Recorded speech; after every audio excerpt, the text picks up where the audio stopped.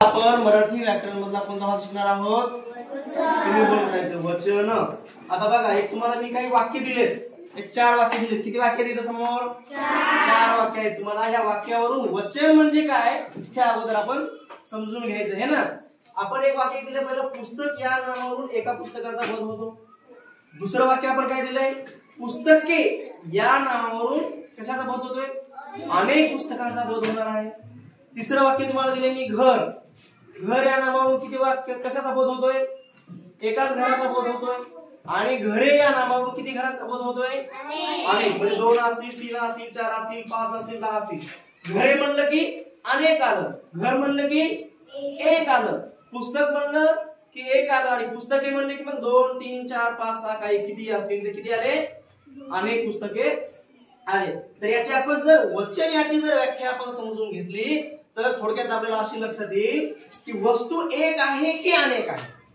आपल्याकडे काय वचनची व्याख्या जर समजून घ्यायचं, वचन म्हणजे काय, तर वस्तू एक आहे की वस्तू अनेक आहेत याचा बोध होतो, याला काय म्हणतो आपण? वचन असे म्हणतो। आता आपण वचनाचे मराठीमध्ये किती प्रकार आहेत? मराठी व्याकरणात 2 प्रकार आहेत। कोण कोणते आहेत?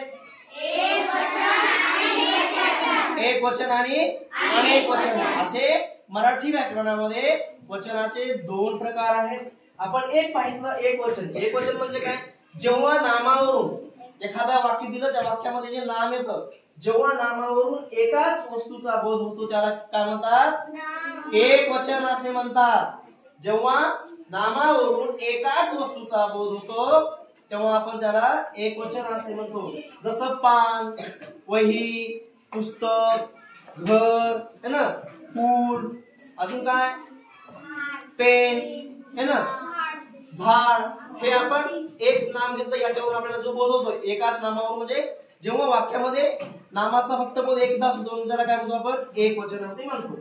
पुन्हा त्याची एकवचनी सर्वनामे काय आहेत? एकवचनी सर्वनामे मी, तू, तो, कोण सांगा, ती, ते, जो, हा, कोण। आणि अनेक वचन म्हणजे काय? जेव्हा नामावरून अनेक वस्तूंचा बोध होतो, जेव्हा नामावरून अनेक वस्तूंचा बोध होतो त्याला अनेक वचन असे म्हणतात। जसे पाने, वह्या, फळे, झाडे, पुस्तके, घरे, ज्या नावावरून अनेक वस्तूंचा बोध होतो त्याला अनेक वचन असे म्हणतात। आणि अनेक वचनी सर्वनामे आहेत आम्ही, तुम्ही, ते, त्या, ती, जे, ह्या आणि त्या। ही काय आहेत? अनेक सर्वनामे, अनेक वचनी सर्वनामे आहेत। अशा प्रकारे आपण वचन हा मराठी व्याकरणाचा एक छोटासा भाग आपण या ठिकाणी पाहिलेला आहे। तुम्हा सर्वांना मी सुद्धा समजून सांगितलेलं आहे।